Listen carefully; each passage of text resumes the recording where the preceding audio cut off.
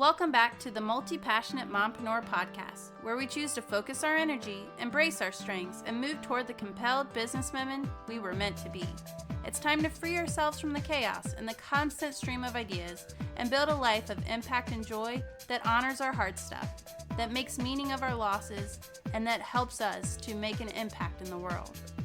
It's time to finally take our power back and gain the follow-through that we've been desperately needing, while also learning to leave the swirl behind. I'm Angel McElhaney, motherless daughter, self-discovery junkie, and not so master juggler of my crazy crew. And I believe you can have it all. So put down that to-do list, grab that coffee, and let's get to work, one day at a time, together. Welcome back to this episode of Multi-Passionate Mompreneur. Today I have Rachel Ingome, and she is the host of She's Making an Impact podcast. She is a business and lead generation expert. She helps purpose-driven female entrepreneurs to drive more traffic, leads, and sales through Pinterest, blogging, and strategic use of automation. All those sound amazing, and I can't wait to hear more about your story, Rachel. Welcome to the show. Yeah, thanks for having me. I'm really excited because I think that your story is so amazing, and obviously, you have built this thing from literally your story starts with $400 in your checking account. Can you tell us more about that? Negative 400, actually. Oh, negative. Okay.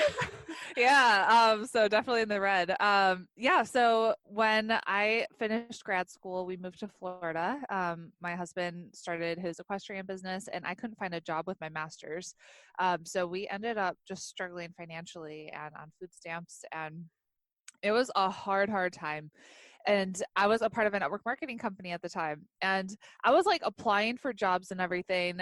But in the back of my mind, I was like, I really don't want to get a job. Like, I've never felt like I wanted to have a 9-to-5. I'm an entrepreneur through and through. And I had a baby at the time, my son. And I was like, I want to be here with him. I don't want to put him in daycare all day. Like, I want to be here to raise him. So I think like subconsciously I was trying not to get a job so I could be home and grow my network marketing business. And I knew I had just like something was missing. I was doing all the things, but I was like having a missing part. And so there was a program that came out at the time, and it was like $450 a month for a 6-month investment. And I remember going to my husband like in tears because that was $1 million at the time for us. And I was like, I think I'm supposed to do this program. And he's so supportive, and he's like, go for it. So that program took us from earning like $20,000 a year to $100,000 a year in 2 years, which was amazing. We ended up moving to France. And that company restructured. My income was cut in half, and I was left again thinking, what am I going to do now? So I started this business, She's Making an Impact, hired a mentor, and started teaching people what I had been able to do really, really well in that fitness business, which was to utilize Pinterest for lead generation. So in that fitness business, I built my email list to over 20,000 subscribers for free with Pinterest. And that was all on autopilot. That list is still growing, and I haven't touched that business in like 3 years.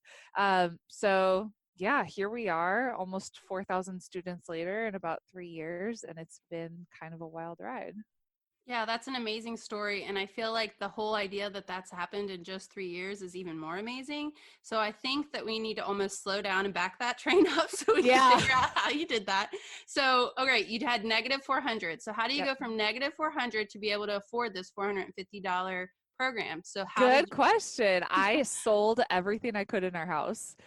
So we ended up selling our car. We sold, we sold all of our bedroom furniture except for our bed, sold our dining room table, TV, Xbox, pretty much everything, in order to be able to afford that program. And that's why when people tell me they want to do a program but they can't afford it, I'm like, yes, you can. You're just choosing not to, or you're not doing it out of fear. So Tony Robbins says it's not a lack of resources that keeps us stuck. It's a lack of resourcefulness, and you can figure it out. It's just a matter of just asking yourself. So a lot of times we had the story in our head telling us like, I can't afford it. I can't afford it. What if you just rephrase that and said, how can I afford this? And then your brain is going to create like a million different things that you could do to create it. I made a list that I actually put up on my podcast of 50 different ways that you can earn $5,000. And so money is easy to make if you believe it. Well, and what happens is it makes it to where you just are going to make it happen. Like if you're selling all of that stuff in your house, you better believe that you're going to make the most of this program. You know, you're going to actually show up. You're going to like do the work. You're going to, and No it doubt. will do it. I was like the best student. Anything she told me to do, I did it. Like I was all in, literally. I know I mentioned this before we hopped on, and then I was like, well, let me just record. So I actually found you back in, I think it was probably 2012, but how old's your son? Because then I can probably tell. He's 7. Okay, so you were putting him either, I think it was on your back, like I remember a story. So I was in a group because I work a lot with Facebook group now. And I remember thinking, one, I'm in this group and I knew it was health and wellness, but I don't even know that I knew exactly what you were selling, which I thought was genius. And number two, because you were just serving. And number two, you were showing your life. So your mother-in-law, I think, had sent you something to like hold the baby on your back. Yes. And I remember a video where you were showing us like, okay, here's how I'm supposed to do this. And it was like you were trying to put the baby on your back. Yep. She might have even been in it. I don't know. But basically you were showing a piece of your life, which I thought now looking back was totally smart, but I don't even know if you knew that. But basically you were just showing a piece of your life and letting people kind of have that little glimpse in that had nothing to do, quote unquote, with like making a sale. So I think that like authentic piece is huge. And then what's really cool is then I just kept seeing you. Like, well, eventually, you know, like you got to like look for the signs, like, you know, all of the things right in front of you. So, all right. So then you got the program and then you obviously did really well with your network marketing company. I actually did a network marketing company too, got to top 1%. They restructured. Oh, yep. Now the difference it's a good introduction to entrepreneurship. So I'm so grateful for that. But then I realized after the company restructured and my income was cut in half that I need to be a real entrepreneur and be in charge of everything that I'm creating and really in charge of how much I earn, because I was working harder than ever in that business and my income was still going down. Well, and that's the amazing part is that I feel like you really made it to where you were the brand versus wearing this product. And I feel like I'm embarrassed to say like I was the product. Mm-hmm. And so this shift of being able to make really, then if you pivot, it's not going to crack. The house of cards isn't going to crash down because it's you, you know, it's not like this, any one product or company. So then you have more control. Yep. So then you use Pinterest. And so if someone's starting out and they're like, okay, how do I even begin when it comes to Pinterest? What advice would you have for that person? Or maybe they're overwhelmed. Think about a squirrel. No. Squirrel. You know? So understand your audience, who it is that you're trying to attract and what it is that they're looking for. Because Pinterest is a search engine. So when you're on the platform, you want to create content that your ideal client is searching for so you show up. And so we use something called longtail keywords, which is essentially just a short phrase. So instead of, I'll give you an example of what I did in my fitness business. Instead of just using the word like weight loss, when I would upload a pin, it would be really strategic. I would create content about intermittent fasting, and I would use the longtail keyword intermittent fasting for women because it's really niche down, it's really specific. And when people would search for intermittent fasting for women, I would show up at the very top. And does it matter where you have your blog from? Like, or is there one that's better for it to be searchable? Because clearly you're very searchable when it comes to your blog. And I think obviously that helps for when you put it in Pinterest, or does that matter? So in terms of like hosting, like WordPress, you mean? Yeah, like basically, I didn't, you know, you hear a lot of stuff like for SEO or different things like that, you should do certain ones, or does that matter when it comes to Pinterest? I would always use WordPress just so you own it, you control the experience. It's just the best platform out there. Okay, and then where do you put in these? Is that basically when you put up a page, it will automatically populate like the numbers and different things like that after the page, and you're going in and you're changing that? Is that how it works for the long tail thing that you just said? So yeah. So you can do it a few ways. When you upload a pin to Pinterest, you can just connect it to the URL of that blog post. Okay. And then you create a pin description. And so that pin description is where you're going to use those long tail keywords. And you're also going to make sure that pin description is conversational. So we know like the keyword that we want to use, we're not just going to like keyword stuff and just use that over and over again. We're talking to humans because humans are the ones that are searching for it. So for the example of the intermittent fasting for women, the pin description that I create might sound something like this. Have you ever heard of intermittent fasting? Did you know that as a woman, you can actually get started with intermittent fasting? In this post, I'll share with you my top 3 tips to get started with intermittent fasting for women. Repin and come grab my free intermittent fasting for women guide. That's awesome. And I noticed you said intermittent fasting a lot. And is that for SEO or so it pops up more? Yeah, so it pops up more. There's quite a different there's a few different strategies that you could use when it comes to keywords. So I would just make sure you're using it at least once in that pin description, and just making sure the most important thing is that it's specific. And so when you go to Pinterest and you go to the search bar, you can start typing. And when I start typing intermittent, it's going to like auto populate what people are actually searching for on the platform. So I'll be able to see the most specific search term: intermittent fasting for women, intermittent fasting schedule, intermittent fasting 16/8. And so we just want to make sure that we're using that most specific keyword. That's so smart. And then is there a certain way that we go about driving traffic to the Pinterest page? Or are you just hoping that it comes up into that search bar? Like, do you do anything else with it? If you wanted to, what you could do is email your list and let them know that you created a new blog post. And I would just share the link to the blog post and also share the link to the pin. So if you want to pin it for later, here's that URL. That's smart. And then do you think it's different for, I know in my Facebook community, I kind of put out like that I was going to talk to you. Like, what questions do you have? And one of them was how to market effectively if you have a brick and mortar versus just an online. Are So those different? it doesn't change so much. I would still make sure that you're creating content. Content is king. And a lot of times when people have like a product-based business or a brick and mortar, they think they don't need to create content. But here's the deal. I'll give you an example. When I was searching for someone who does, what's it called? It's like fascia massage therapy, a specific kind of massage therapy near me. So I was Googling that, and up came a blog post that this fascial massage therapist created about how she got into doing that specific kind of massage. And so I read that post and immediately called her and said, "Can I schedule an appointment?" Because she already had built trust with me from that content that she created.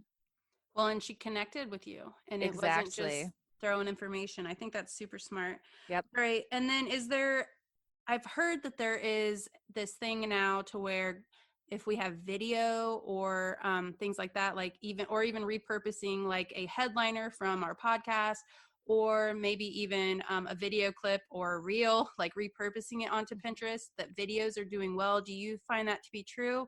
Or, Yes. okay. Videos are doing well. So with Pinterest, it's kind of like Facebook ads. Like you just test a whole bunch of stuff to see what's actually going to convert. I would definitely test out video pins. I would test out animated pins. And the new thing is story pins. But the only thing about story pins, so what we've done is just repurposed our Instagram story thing, whatever you call it, that we just put that on Pinterest. The thing about those though is you can't click through to your website from them. So it kind of defeats the whole purpose of Pinterest, which is getting traffic. So as of this point, like Pinterest always comes out with something where they're like, we're trying to be a social media platform, but we're really a search engine. And it's like they try to do something and then it disappears. So they tried like Pinterest communities and that went away. So we'll see if it stays. But definitely video pins, animated pins, I would test those out for sure. Awesome. Okay. And then one other thing we were wondering is does it matter what time of day? And that probably goes with the testing thing, right? Or depending on what exactly you're searching, or have you found that that matters? Test for sure. Tailwind is the Pinterest scheduling app that I use and recommend. And it'll actually tell you when you schedule a pin, it'll let you know you should schedule at this time, and this time.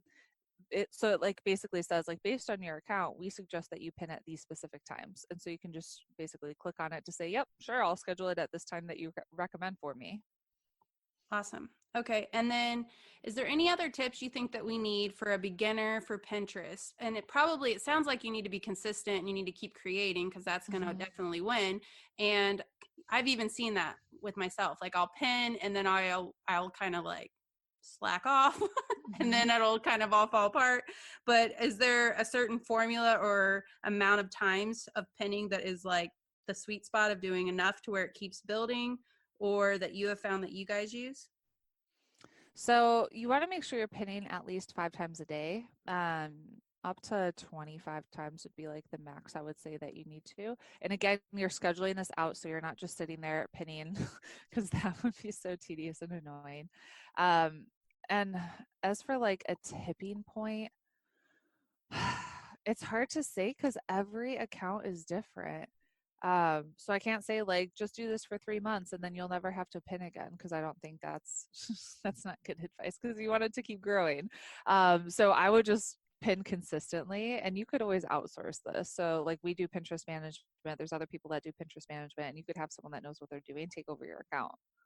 And then should we have a separate business page or in a personal page? Does it hurt us or help us if it's just all together? You could have it together, but you want to make sure that it's a business account and that all of your personal boards are just kept secret. Oh, that's smart. Because I did realize like I was getting my hair done. So I was in there like searching a bunch of pins and I didn't even Yeah. realize which account I was on. And so now I have all these like it's recommended all these hairstyles and I keep having, the picture at the top, Yep. like it's all like different hair. Uh, So I'm like, oh, great. So now it looks like I am some sort of hair aficionado or something. Or well, just go in and start pinning a bunch of stuff for your business, and there you go. then you're good. All right, sounds good. I really love all of these tips, and I feel like your story is so empowering. And I feel like a lot of people are having trouble just starting. Do you have any advice for just getting into action? I know that you have, what is it, a membership site or a group? What is it that you do with that? Because I know that I've seen a lot of your coaching in your group, and that really this has went beyond just that person I saw like on your video where you would do the exercises with the babies to, you know, I think you were using them as a weight to Yes. kind of transforming into this blog, which seems like then you had this huge brand that's kind of developing to now you are actually making an impact. I saw where you are using this to even, I think, what are you guys doing? Making a school or something? Yeah. So this past month, actually, we were able to feed 100 families in Senegal for an entire month, and bring some soccer balls and jerseys to some communities just so the kids could have some stuff to play because they love soccer over there. Um, and the goal when we move there next year is to be able to build a school. Right now, since we're going, like my husband is there right now, he's been there for 2 months and I miss him. He's coming back next week. So as we're going back and forth, it's more like short term. They need food immediately because they've really been struggling with COVID and not being able to go into the capital city to work. So we're doing like short term aid relief with food deliveries. And yeah, when we're there permanently, it'll be awesome. I love that. And I love that you're able to take something that seemingly seemed as like, oh, I'm just kind of working from home, trying to like feed my own family, to now literally making an impact globally, to the world. So, do you Mhm. have any mindset tips or strategies maybe for people who are kind of stuck in this, they're having those limiting beliefs on money, or maybe even beliefs in themselves, just so they will get into that action phase so that we can see what they're meant to do in the world, even, or make it bigger than themselves? Um, Biggest thing I would say, one, have a mentor. So hire a business coach or join a coaching program or something where you have someone that's pouring into you. Don't lone wolf it. Oh my gosh, that's the worst thing that you could do, and it'll take you like a million times longer to get there. So you pay for speed, and it's so worth it. Um, Focus on growing yourself and your leadership, your personal development. If you can attend events, to really focus and growing. And the biggest thing I would say is get out of your own head and just take action. A lot of times we think it has to be 100% perfect. And I always say done is better than perfect, and take messy action, because you'll get clarity through taking action. So a lot of times they're like, well, I'm not sure about my niche. I'm not sure about this. Just start moving. And as you start talking to people and you start doing market research, you'll figure it out and you'll get clear through taking that action, but you can't think your way there. I love that, because I feel like so many of us are kind of in the swirl of ideas, and Yeah. we almost even, like, I've held it before where I'm almost like mad when someone else does the thing that I've been thinking about, but it's like I've just thought about it, like I haven't even went Mhm. and tried it. So I think that is excellent advice, and I can't wait to see more about what you're doing, because clearly it has been pretty amazing so far. So how can we find you if we want to connect? I know you have a podcast, a social community on Facebook. Can you tell us more about that? Yeah, so we have our podcast, the She's Making an Impact podcast, and then our Facebook group is just, if you search She's Making an Impact, you'll find it there.